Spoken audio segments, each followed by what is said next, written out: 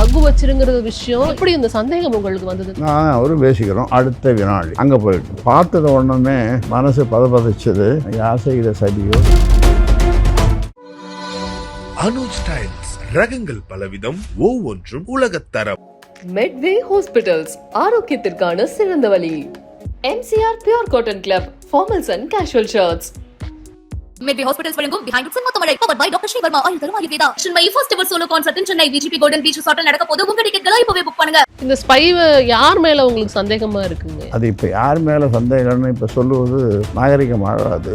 10 நாளைக்கு ஒரு தடவை சார்ஜ் பண்ணணும்னு சொல்கிறாங்க. இப்போ இங்கேருந்து என் கீழே வேலை செய்கிறவங்க என்ன வருத்தம் சார்ஜ் பண்ணி அங்கே அனுப்பணும். ஒரு ப்ரைவேட் ஏஜென்சிகிட்ட சொல்லி இதை கண்டுபிடிங்கன்னு சொன்னால் ப்ரைவேட் இதெல்லாம் பார்த்துட்டு அந்த சேர்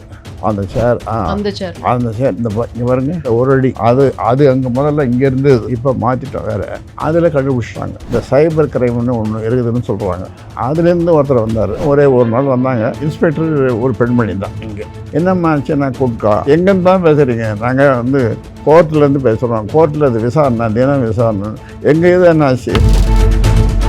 இந்த தலைமை பண்புகளை கொஞ்சம் நல்லா செதுக்கி ஒரு நல்ல லீடராக கொண்டு வரணும்னு பல்வேறு சமயங்களில் பல்வேறு காலகட்டங்களில் முயற்சி எடுத்தாலும் கூட அதுக்கு அவர் ஒத்துழைக்கலை. அது அவர்கிட்ட அமையலை. இன்னும் கொஞ்சம் அவருக்கு அவகாசம் நீங்கள் கொடுத்துருக்கலாமோ? நிறைய வருஷம் கொடுத்துட்டோம். இதில் சாதகம் பாதகம்ன்றது ஒன்றும் கிடையாது. இது 2 பேருக்குமான ஒரு சின்ன ஒரு நெருடல். 2 பேரும் சண்டை போட்டுறாங்கன்னா 10 பேர் வேடிக்கை பார்ப்பாங்க தான். இந்த பிரச்சனையால் பலன் அடைகிறவங்க வெளியில் யாரும் இல்லை. பாதகம் அப்படிங்கிறப்ப 2 கட்சிகளாக பிளவுபட வாய்ப்பு இருக்கா பாமக?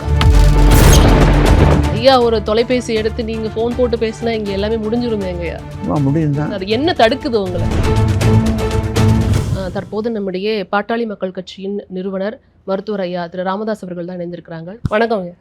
வணக்கம். முதல்ல திரு அன்புமணி அவர்கள் தலைமை பண்பை குறித்து நீங்க நிறைய கேள்வி எழுப்புனீங்க. நீங்க தான் தலைவராக அவரை உட்கார வச்சிங்கிறத தாண்டி இப்ப இருக்கிற பிரச்சனை இல்லை, நீங்க அவரோட தலைமை பண்பை குறித்து நீங்க கேள்வி எழுப்புனீங்க.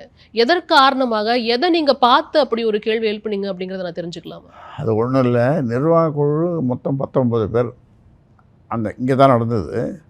அந்த நிர்வாக குழுவில் பொதுவாக நிர்வாக குழு எது கூட்டுறோம்னா, நிர்வாக குழுவில் எவ்வளோ பேர் இருக்காங்களோ அவங்க ஒவ்வொருத்தரும் அவங்களுடைய கருத்துக்களை சொல்லுவாங்க. திறந்த மனசோடு விமர்சனங்கள், கட்சி வளர்ச்சி, அதில் தலைவரை பற்றியது, மற்றவங்களை பற்றியெல்லாம் சொல்லுவாங்க. அதுக்கு தலைவராகப்பட்டவர் என்ன பண்ணணும்னா அது எல்லாத்தையும் குறிச்சிடணும்.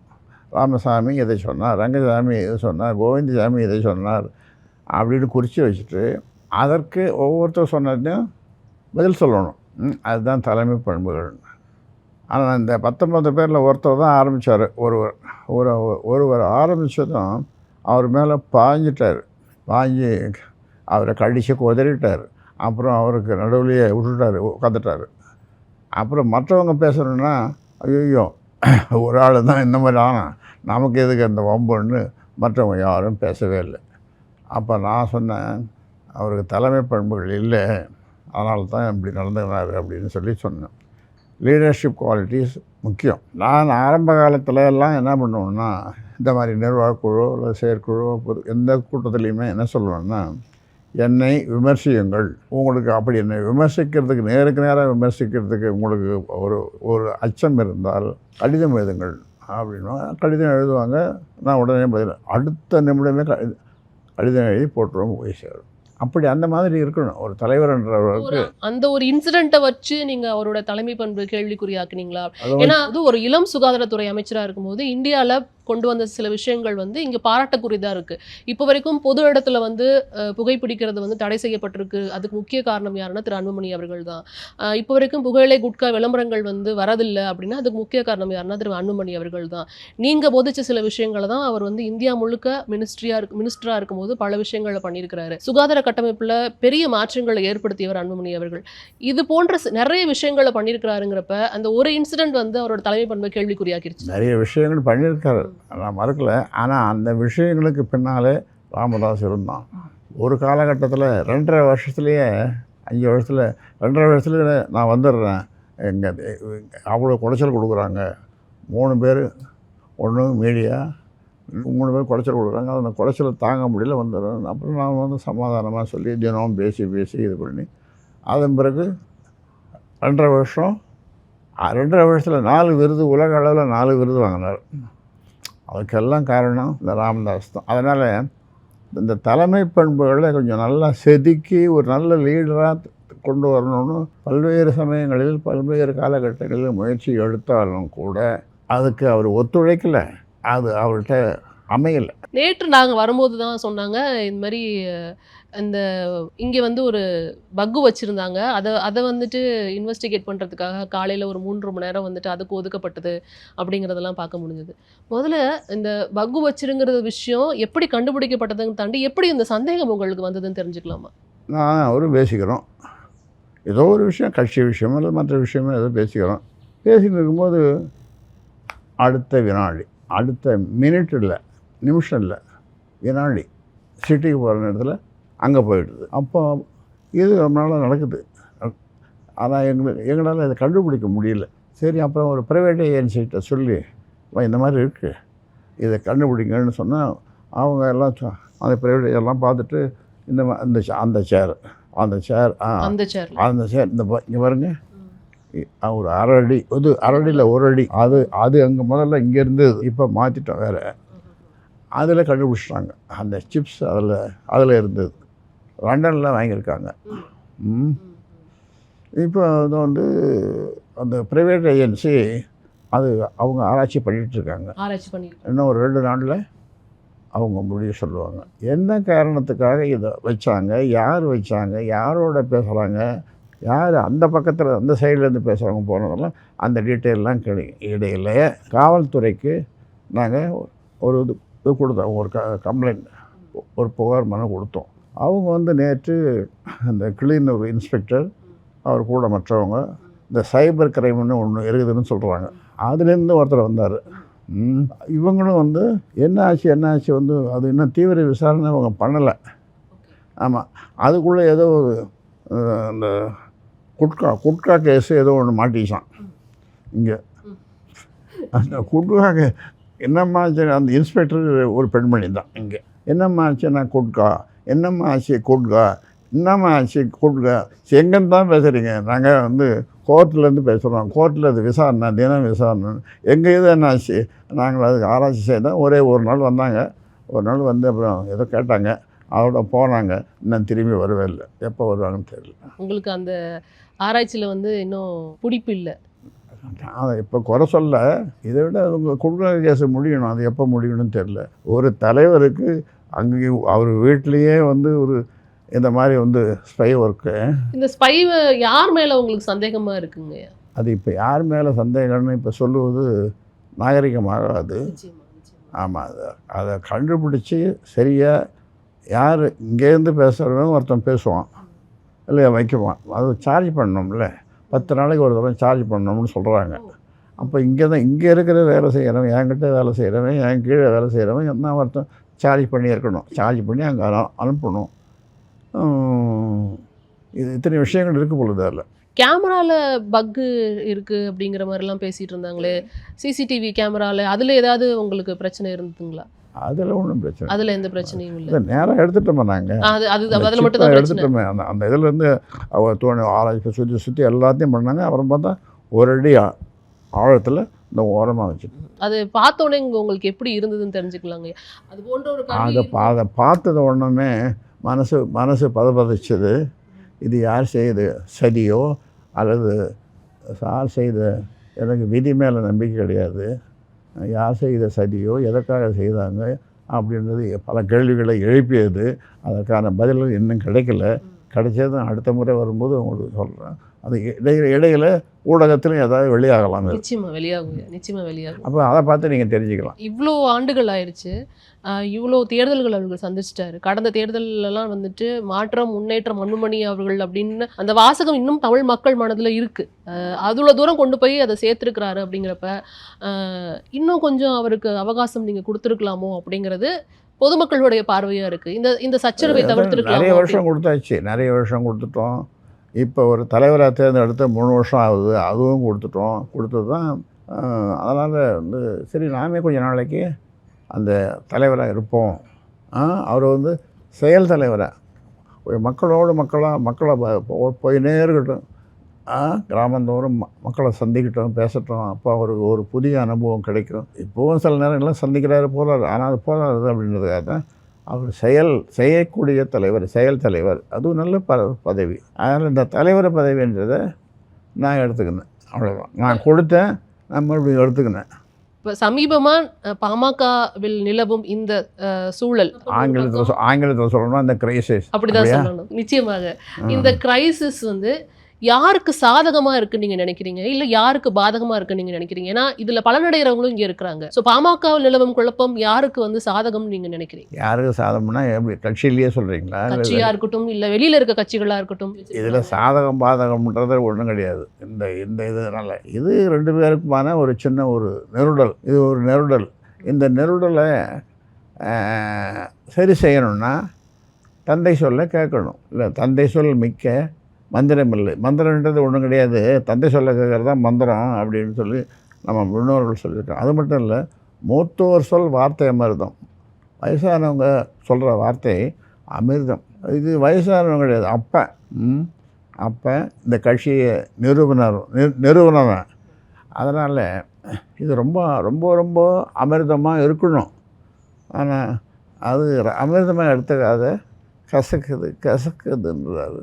இல்லை, அது அவர் மாறணும் அப்படிங்கிறதா எங்களோட எண்ணமாக இருக்குது. நான் இல்லைன்னு அதை சொல்லவே இல்லை. ஆனால் இப்போ இந்த குழப்பம் யாரோ ஒரு கட்சிக்கு சாதகமாக இருக்கும் அப்படிங்கிறதா இங்கே பேசப்படுற ஒரு விஷயம். அது அப்படி இருக்க முடியாது. ஏன்னா இது ஒரு கட்சிக்கு 2 பேர் சண்டை போட்டுறாங்கன்னா 10 பேர் வேடிக்கை பார்ப்பாங்க தான். ஆனால் யாரும் அந்த 2 பேர் சண்டையில் மற்றவங்களுக்கு என்ன நன்மை இருக்க போகுது, வேடிக்கை பார்க்கலாம், அவ்வளோதான். அப்போ புதுசாக ஒரு கட்சி உள்ளே வராங்கன்னா இந்த வாக்குகள் வந்து அவங்களுக்கு போகிறதுக்கு வாய்ப்பு இருக்குது அப்படிங்கிறது பெரும்பாலான விமர்சகர்களோட கருத்தாக இருக்குது. அதெல்லாம் தவறு. அதாவது இப்போ இந்த இது வந்து ஒரு முடிவுக்கு வரும். அது நல்ல முடிவோ அல்லது பாதகமான முடிவோ 2 பேருக்கும் அது வரும். அப்போது இதில் யாருக்கு இது எங்கள் 2 பேருக்கு உள்ள பிரச்சனை. இந்த பிரச்சனையால் பலனடைகிறவங்க வெளியில் யாரும் இல்லை, அது பிரயோஜனமும் இல்லை, அலை போகிறதும் இல்லை. நீங்கள் ஒரு மூத்த அரசியல்வாதி, உங்களுக்கு நிறைய அனுபவம் இருக்குது. இன்னும் நிறைய விஷயங்கள் சொல்லலாம். கடந்த நாடாளுமன்ற தேர்தலில் நீங்கள் ஒரு பாயிண்ட் வச்சுருந்தீங்க. அந்த பாயிண்டில் அந்த புள்ளியில் நீங்கள் பயணப்பட்டிருந்தீங்கன்னா இப்போ ஒரு எம்பி சீட் இருந்திருக்கும் அப்படிங்கிறதெல்லாம் நீங்கள் சொல்லி நாங்கள் கேள்விப்பட்டிருக்கோம். எல்லாரும் ஜட்ஜ் பண்ண விஷயங்களும் அதுதான். அப்படிங்கிறப்ப கண்டிப்பாக இதனால் பலனடைகிறவங்க இருப்பாங்க. அவங்க ஏதாவது உள்ள காய் நகர்த்துறாங்கன்னு நீங்கள் நினைக்கிறீங்களா? எது ஆளுங்கட்சியாவோ இல்லை திமுகவோ இல்லை பாஜகவோ இதில் அவங்களோட காய்களை நகர்த்துறாங்கன்னு நீங்கள் நினைக்கிறீங்க? அவங்களோட காயை நகர்த்த வேண்டிய அவசியம் அவர்களுக்கும் இல்லை. இந்த காயை நகர்த்தி அவர்களுக்கும் நன்மை இல்லை, எங்களுக்கும் பயனும் இல்லை. அதனால் அவர்களுடைய வேலைகளை கவனிக்கிறார்கள், நாங்கள் எங்களுடைய வேலைகளை நீங்கள் சாதகமாகவோ பாதகமாகவோ அப்படின்னு நீங்கள் சொன்னீங்க. இந்த பிரச்சனை வந்து சாதகமாகவோ பாதகமாகவோ முடிய வாய்ப்பு இருக்குது அப்படின்னீங்க. சாதகமாக முடியணும் அப்படிங்கிறது தான் இன்னமும் எல்லாருடைய எண்ணம். எல்லாருடைய எண்ணமும் அப்படித்தான். அப்போ பாதகம் அப்படிங்கிறப்ப 2 கட்சிகளாக பிளவுபட வாய்ப்பு இருக்கா பாமக? அதை இந்த காலகட்டத்தில் எப்படி சொல்ல முடியும்? ஏன்னா இப்போ தான் பேசிகிட்டு இருக்கோம். அதை நீங்கள் விட்டுருவீங்களான்னு கேளுங்க. இதுக்கெல்லாம் இப்போ தான் பேசிகிட்டு இருக்கோம். அதில் மூத்தவர்கள் அதில் 3 பேர் ஈடுபட்டிருக்காங்க. மூத்தவர்கள் ரொம்ப வந்து வயது முதிர்ந்தவர்கள் மட்டுமல்ல, அறிவில் சிறந்தவர்கள், கல்வியில் சிறந்தவர்கள். அதில் ஈடுபட்டு எப்படியாவது இவங்க 2 பேரையும் ஒன்றா சேர்க்கணுன்ற முயற்சியிலே இறங்கியிருக்காங்க. அவங்க அனைவருமே பாமக கட்சியை சேர்ந்தவர்களா அப்படின்னு தெரிஞ்சுக்கணும். இல்லை, பாமக கட்சியை சேராதவர்கள். நாங்கள் பார்த்தோம், வெளியிலேருந்து பாஜகவிலேருந்து நிறைய பேர் உள்ளே வந்து பேச்சுவார்த்தை நடத்தினதெல்லாம். பாஜகவிலேருந்து இல்லை, திரு குருமூர்த்தி அவர்கள் வந்ததெல்லாம் நாங்கள் பார்த்தோம். அவர் முதல்ல வந்தார் அவர். அப்புறம் இன்னொருத்தர் சைதி துரைசாமின்னு சொல்லி, அவர் என்னுடைய நீண்ட நாள் நண்பர். இப்போ வந்து விஐடி விஸ்வநாதன், அவர் கல்வியாளர், ஒரு மிகச்சிறந்த கல்வியாளர். அவர் இப்போ கடைசியாக அதில் அந்த முயற்சியில் ஈடுபட்டிருக்காரு. தினம் பேசிகிட்டு இருக்கேன் அவர்கிட்ட, உங்களோட முயற்சி வெற்றி பெறணும் அப்படின்னு சொல்லி. அவரும் வந்து நான் வெறும் முயற்சி எடுத்து கொண்டிருக்கிறேன் அப்படின்றாரு. ஐயா, ஒரு தொலைபேசி எடுத்து நீங்கள் ஃபோன் போட்டு பேசினா இங்கே எல்லாமே முடிஞ்சிருமே எங்கய்யா? முடியும் தான். அதை முடிக்கிறதுக்கு உங்களுக்கு முனைப்பு இருக்கிறதுக்கு ஆர்வம் இருக்குமே, அது ஏன் அது என்ன தடுக்குது உங்களை? என்ன தடுக்குது? அதாவது அதான் சொன்னேன், இந்த மந்திரம் அந்த அதில் சொல்லிட்டு இருக்கோம், தந்தை சொல் மிக்க மந்திரம் இல்லை. இப்போ இதே திரும்ப இதே உதாரணம் சொல்ல வேண்டியது இருக்குது. தசரத சக்கரவர்த்தி, ராமாயணம் உங்களுக்கு தெரியும் இல்லையா? தசரத சக்கரவர்த்தி பிள்ளையை பார்த்து சொல்கிறாரு, நீங்கள் 14 வருஷம் காட்டுக்கு போகணும்னு.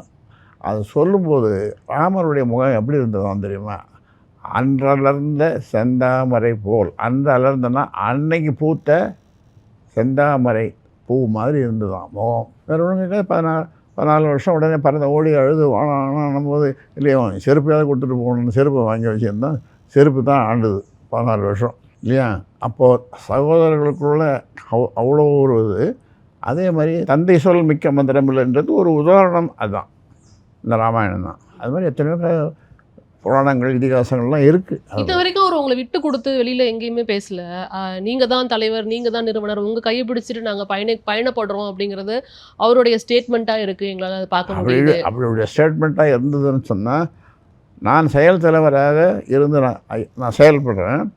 செயல் தலைவராக இல்லைன்னாலும் சாதாரண தொண்டனாக கட்சி தொண்டனாக இருந்து நான் செயல்படுவேன். அவர் என்ன ஆணையிடுறாரோ அதை நான் செயல்படுவேன், அதை இது பண்ணுவேன் அப்படின்னு ஒரு சொல்லிட்டாருன்னா பிரச்சனை முடிஞ்சு போச்சு, தீர்ந்து போச்சு.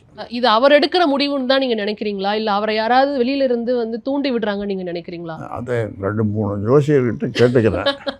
அது வந்த பிறகு தான் இந்த கேள்விக்கு நானும் பதில் சொல்ல முடியும். நீங்கள் அடுத்த வாரம் வந்தீங்கன்னா அடுத்த வாரம் ஒரு பேட்டி எடுங்களேன், அதில் சொல்லிடுறேன். உங்களுக்கு தெரியுமே, அதனால தான் நான் கேட்குறேன் அந்த கேள்வியை. எனக்கு கொஞ்சம் தெரிந்தாலும் உறுதிப்படுத்தினோம்ல, ஜோசியர் மூலமாக உறுதிப்படுத்தினோம்ல, அதுக்கு ஜோசியர் பண்ணோம்ல. ஜோசியர் தேவையில்லையே அப்படிங்கிறதுனால தான் நான் கேட்குறேன். நீங்கள் சொல்கிறீங்களா ஜோசியர் வாழணும்? எதுக்கு ஐயா ஜோசியத்தில் உங்களுக்கு நம்பிக்கை இல்லை? இல்லை, நம்ம அந்த ஸ்டேட்மெண்ட்டுக்குள்ளே போக வேணாம். பட் அந்த விஷயம் தேவையில்லையே, உங்களுக்கு ஆணித்தனமாக தெரியுமே. ஏன்னா நீங்கள் வந்து ஒரு பழம்பெரும் அரசியல்வாதி அப்படிங்கிறப்போ உங்களுக்கு எல்லாமே தெரிஞ்சிருக்க வாய்ப்பு இருக்குது அப்படிங்கிறதுனால தான் நான் கேட்குறேன். தெரியும், தெரியாது, தெரியும். ரெண்டு விதமான ஒரு சூழல் இருக்குது. அதனால் வந்து இப்போ நம்ம வந்து உறுதியாக எதுவும் சொல்ல முடியல. வெளியில் இருக்கிற விமர்சனம் வைக்கிறவங்களா இருக்கட்டும், இல்லை வெளியில் செய்திகள் வரதை பொறுத்து தான் நான் அந்த கேள்வி உங்க முன்னாடி வச்சேன். உங்களையும் யாரோ ஏக்குகிறார்கள், அவரையும் யாரோ ஏக்குறாருங்க, அதனால தான் இந்த பிரச்சனை வருது. இவங்க 2 பேரும் டைரக்டாக பேசிக்கிட்டு அந்த பிரச்சனை இருக்காது. என்னை இயக்குவது என்னுடைய லட்சக்கணக்கான கோடிக்கணக்கான கட்சிக்காரர்கள் என்னை இயக்குவது. அவரை இயக்குவது யாருன்னு தெரியல. அம்மா வந்து பார்த்தாங்க, திரு அன்புமணி அவர்கள் அம்மாவை வந்து சந்திச்சாங்க. அந்த வீடியோ, அந்த காணொளிகளை நாங்கள் பார்த்தோம். அம்மாவை பார்த்தவர்கள் நீங்களும் பார்த்துருந்துருக்கலாமே, உங்க கூடயும் பேசியிருந்துருக்கலாமே அப்படின்னு எங்களுக்கு தோணுச்சு. உங்களுக்கு தோணலையா? அவர் தங்கியிருக்கிற அவர் வீட்டுக்கு அம்மா போனாங்க. நான் அன்னைக்கு போகல, எனக்கு வேறு வேலை இருந்து நான் போகல. இவ்வளோ விஷயங்களை கடந்திருப்பீங்க. இதெல்லாம் உங்களுக்கு ஒரு பெரிய விஷயம் இல்லை அப்படின்னு நாங்கள் நினச்சிட்டு இருக்கோம். இதை நீங்கள் கடந்து வந்துடுவீங்க நாங்கள் நினச்சிட்டு இருக்கோம். ஆனால் இப்போ ஆழ் மனதில் உங்களுக்கு இருக்கிற ஒரு விஷயம் என்னவா இருக்குது? ஓய்வு எடுக்க வேண்டிய ஒரு வயதில் வந்து இன்னும் உழைச்சிட்டு இருக்கீங்க. அத்தனை பேரை நீங்கள் மீட் பண்ணுறீங்க. ஓய்வு எடுக்கிறது கலைஞர் எத்தனை வருஷம் இருக்கும்? 94 வயசு வரைக்கும் அவர் வந்து முதல்ல சக்கரை நாற்காலியில் சுற்றி தான் அவர் நிச்சயமா இல்லைன்னு நான் சொல்லவே இல்லை. எனக்கு 76 முடிய போகுது, 25 வந்ததுன்னா 77 ஆரம்பம். இது ஒன்றும் பெரிய வயசு கிடையாது. நிறுவனம் சொல்கிற வேலையை நான் செய்வேன்னு சொல்லிட்டேன்னா எல்லா கட்சியில் இருக்கிற எல்லோரும் ரொம்ப சந்தோஷப்படுவாங்க. பொது வெளியில் இருக்கிற மற்றவர்களும், மற்ற கட்சிக்காரர்களும் எங்களுடைய நலம் விரும்பிகள் அவர்களும் சந்தோஷப்படுவாங்க, இதை ஏற்றுவாங்க. இதுதான் தீர்வே, அதே தான் தீர்வுன்றது. இதுதான், இதை தவிர வேறு தீர்வு என்ன ஒன்றுமே இல்லை. அது மட்டும்தான் ஒரே தீர்வு. அது நடக்கும் நீங்கள் நம்புறீங்க? நடக்காது என்ன இருக்குது உலகத்தில்? அவர் டெல்லிக்கு சென்று சில பேரை வந்து சந்திச்சதான் நாங்கள் கேள்விப்பட்டோம். அப்போ வந்து கட்சி அவர் பக்கம் போகிறதுக்கு வாய்ப்பு இருக்குங்கிற மாதிரியான செய்திகள் பரவுனதை பார்க்க முடிஞ்சிச்சு. அதனால தான் நான் கேட்குறேன். அது யாரும் உங்களை மாதிரி இந்த மாதிரி மீடியா ஊடகங்கள் எதனா ஊடகங்களுக்கு நீங்கள் இப்படி சொல்லுங்கன்னு சொல்லி அந்த அடிப்படையில் ஊடகங்கள் மூலமாக சொல்ல வச்சுருக்கலாம். ஆனால் நீங்கள் இல்லைன்றது, பிஹைண்ட் இல்லைன்றது நான் நம்புகிறேன். உங்ககிட்ட நேரடியாகவே. அதனால தான் அந்த கேள்வியை நான் கேட்குறேன். ஏன்னா உங்களை பார்க்க வர மாதிரியே தான் அங்கேயும் நிறைய நிர்வாகிகள் போகிறத எங்களால் பார்க்க முடியுது. இப்போ நீங்கள் எப்படி வந்து இவ்வளோ பேரை சந்திக்கிறீங்க, இவ்வளோ பேர் வந்துட்டு நேற்று மட்டும் 600 பேரை நேற்று சந்திச்சிருக்கேன். 600 பேர் பாருங்கள். அதில் 600 பேரில் ஒரு 400 பேருக்கு நியமன கடிதம் கொடுத்துருப்பேன். அப்போ என் கை எவ்வளோ வலிச்சிருக்கும் பிடிச்சி. அதுதான் இப்போ அதே போன்று அங்கேயுமே நிர்வாகிகள் போகிறத பார்க்க முடியுது. அங்கே இல்லை, என்ன தெரியாதா? அங்கே இல்லை.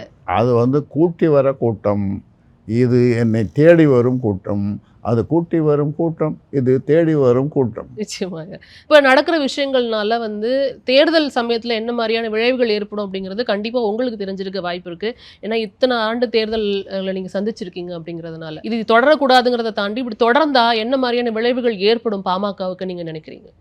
இதெல்லாம் வந்து ஒரு மாதத்தில் சரி செய்யக்கூடிய விஷயந்தான் இதெல்லாம். இதனால் ஒரு பெரிய பாதிப்பை தேர்தலில் ஏற்படுத்தும் அப்படின்றது நான் நினைக்கிறேன். அப்போ கூட்டணி கட்சிகள் வந்து கூட்டணி பேசணும் அப்படின்னா யார்கிட்ட பேசுவாங்க? என்கிட்ட தான். நான் தான் நிறுவனர், அதோட தலைவர் பொறுப்பை எடுத்துக்கிறேன். இப்போ அதனால உங்ககிட்ட தான் வந்து என்கிட்ட தான் பேசணும். Medway Hospitals வழங்கும் Behind It செங்கோட்டமலை powered by Dr. Srivarma ஆயுள் தரும் Ayurveda. Chennai first ever solo concert in Chennai VGP golden beach ரிசார்ட்ல நடக்க போது உங்க டிக்கெட்களை இப்பவே புக் பண்ணுங்க. அனுஜ் ஸ்டைல்ஸ் ரகங்கள் பலவிதம், ஒவ்வொன்றும் உலகத்தரம். Medway Hospitals ஆரோக்கியத்திற்கான சிறந்த வழி. MCR Pure Cotton Club Formals and Casual Shirts.